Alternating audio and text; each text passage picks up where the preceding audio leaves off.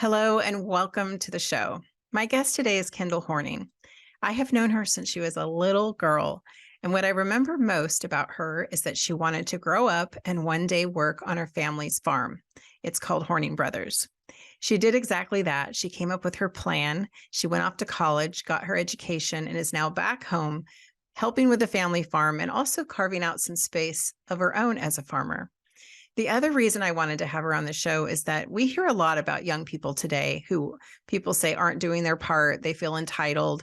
They aren't taking care of their part of the world. And I just don't buy it. I think that there's truth to it. There's probably been truth to it in every generation. But I choose to surround myself with adults and young people who do care about their corner of the world and who are doing their part. And what does that look like? It looks just like what Kendall Horning is doing.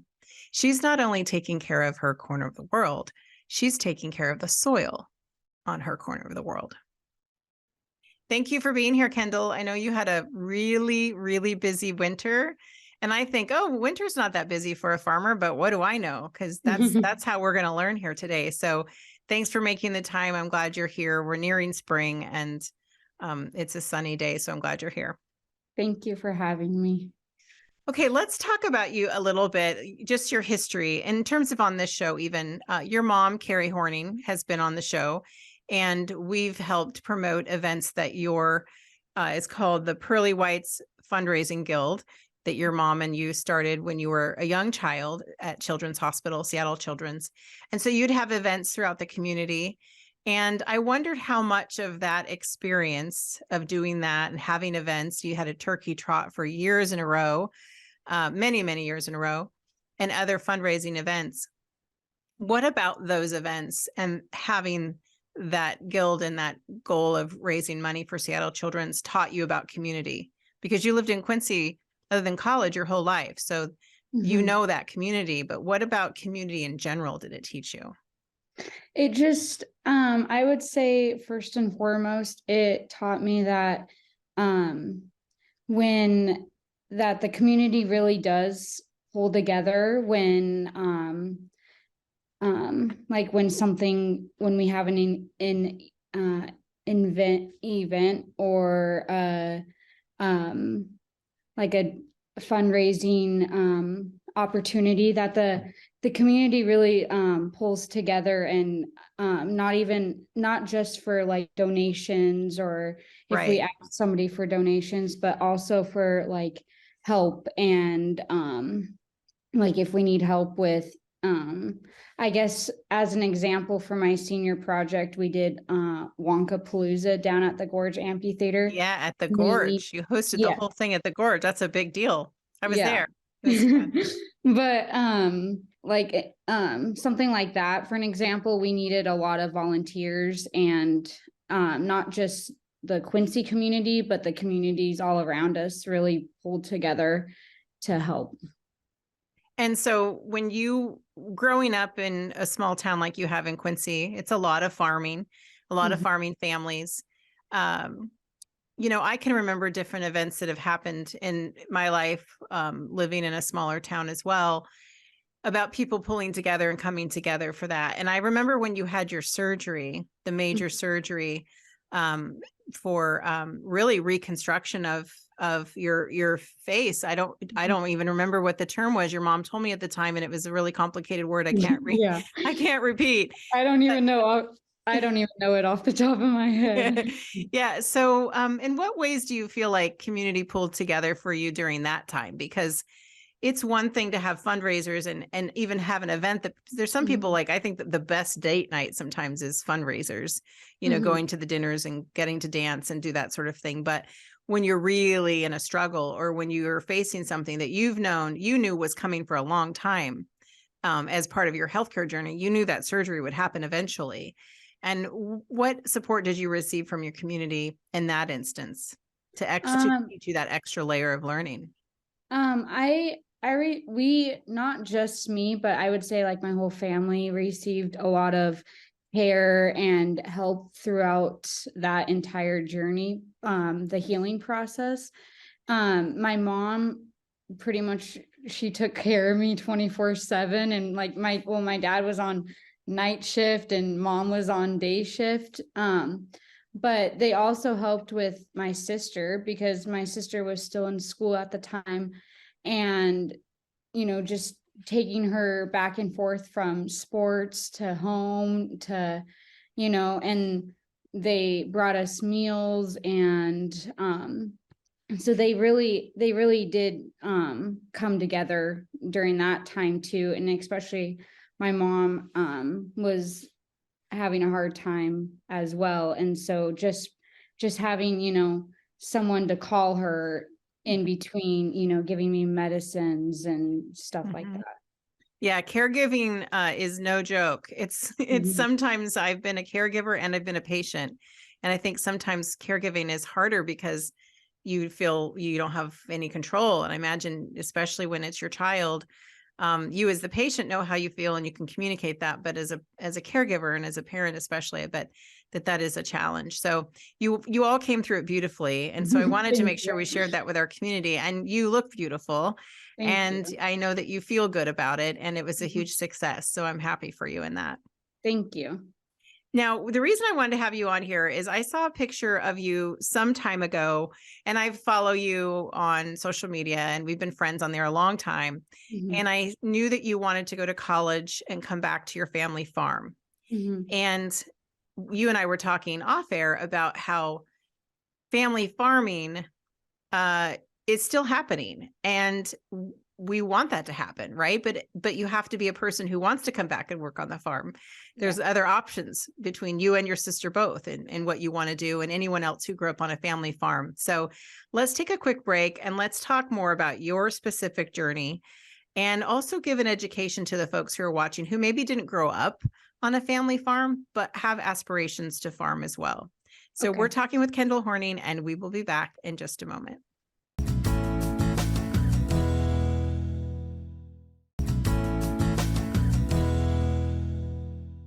We're back talking with Kendall Horning. We're going to get into all things farming, because when I saw the post of you jumping up for joy in front of your house, I was thinking back to when I met you as a young kid. And I always remember you talking about wanting to farm and go off to school and come back and farm.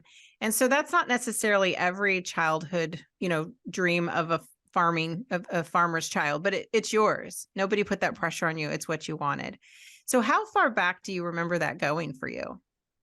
I would say probably all the way back when I was still in a car seat, because I remember, well, I don't remember, but my mom has pictures of me riding around with dad in the truck with, when I was still in a car seat. And yeah, so way a long time. What would have been your first job on a farm?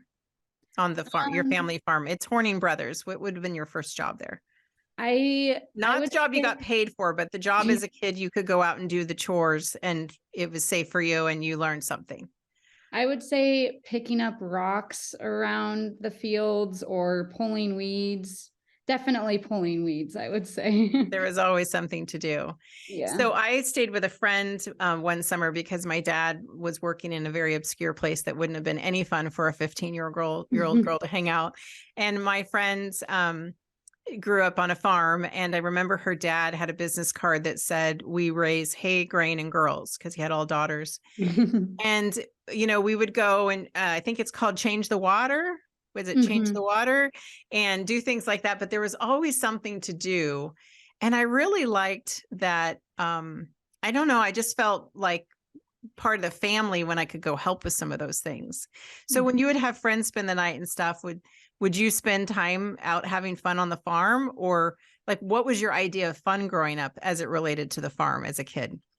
I would say we rode four-wheelers around the farm quite a bit, but I would say for the most part, my fun around the farm was just jumping in the truck after school with, dad, or riding in the tractor with grandma. So, yeah.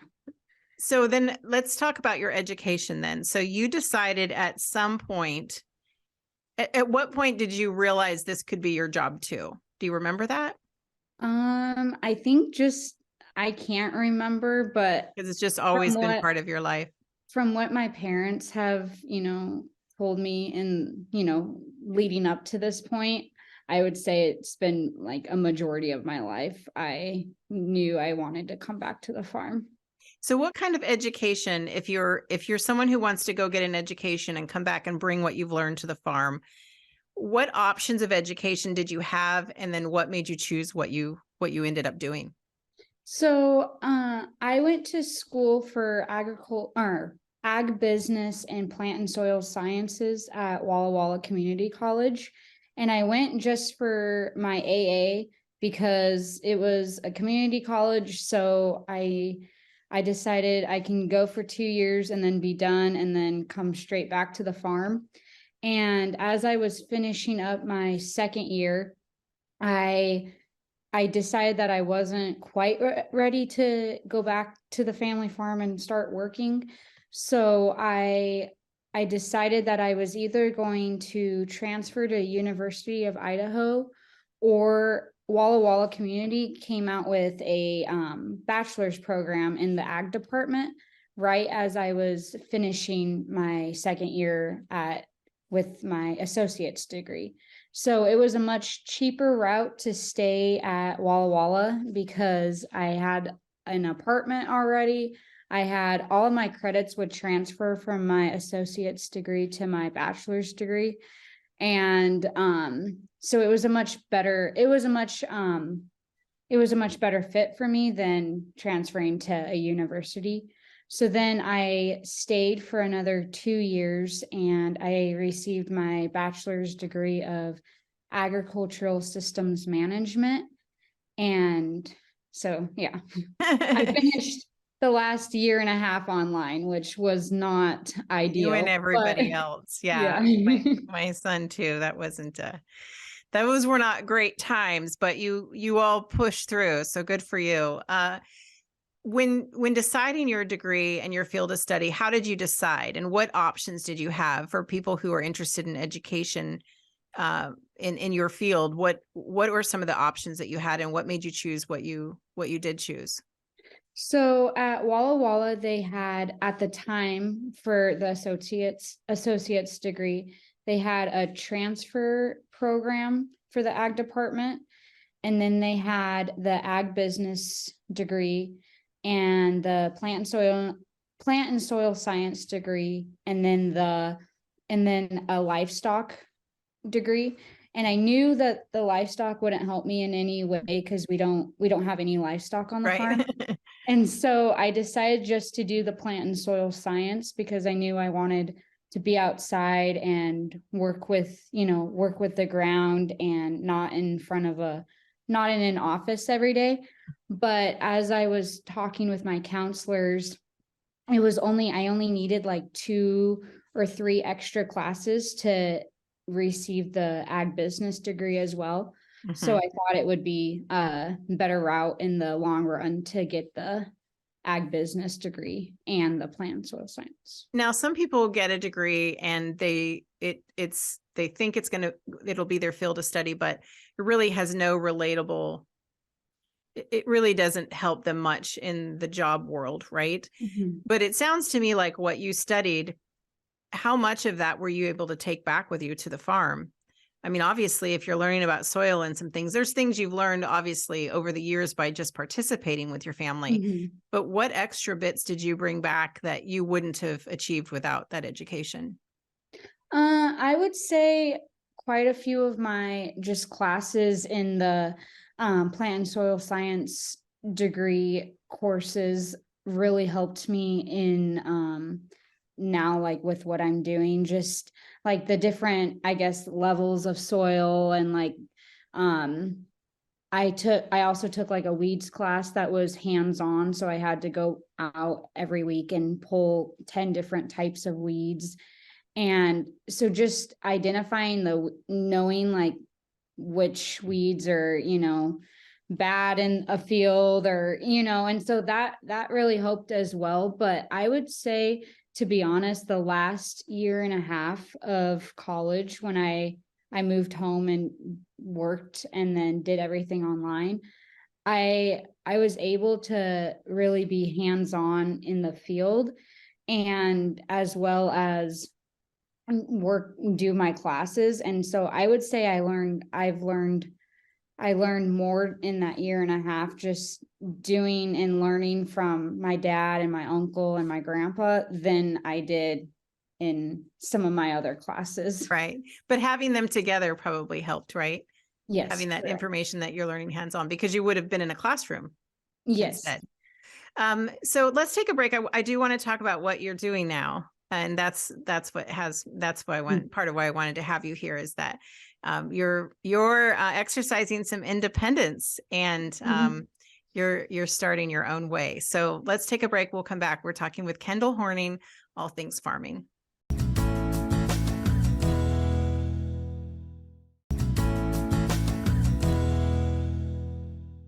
We are finishing up with my guest, Kendall Horning. You work for your family farm, Horning Brothers, but we shared that you finished your education, ended up with a bachelor's beyond the associates you'd planned. And you have come back now and you work the family farm, but you've had an opportunity to go out and expand on your own.